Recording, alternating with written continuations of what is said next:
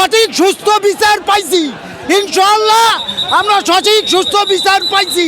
তাই দেশবাসীর কাছে এই আহ্বান আমি রাখলাম যে আমরা আগামী দিনে সুন্দর একটি বাংলাদেশ গড়ব, সবাই মিলে সুন্দর একটি বাংলাদেশ গড়ব, যেই বাংলাদেশে কোনো দুর্নীতিবাজ, চাঁদাবাজ, কোনো সন্ত্রাসী, কোনো কিছু যেন এই বাংলাদেশে থাকে না। আমরা সবাই মিলে সুন্দর একটি বাংলাদেশ গড়ব।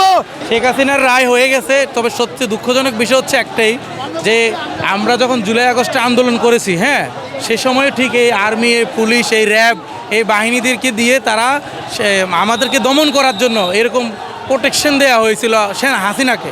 কিন্তু আজকে ঠিক দেখেন, এই যে শেখ খুনি হাসিনার রায় হয়ে গেছে, তাকে ফাঁসি দেওয়া হয়েছে, কিন্তু তার পরবর্তী দেখেন 24-এর পরবর্তী এসব আমরা দেখতেছি এই যে 32 কীভাবে নিরাপত্তা দেওয়া হচ্ছে, অথচ সারা বাংলাদেশে আওয়ামী লীগ বিশৃঙ্খলা করছে এবং বোমা হামলা করছে, ককটেল বিস্ফোরণ করছে, বাসে আগুন দেওয়া হচ্ছে, তাদেরকে প্রতিহত না করে তারা আসছে 32কে নিরাপত্তা দেওয়া হচ্ছে। এটা আসলে আমরা খুবই হতাশাজনক এবং দুঃখজনক।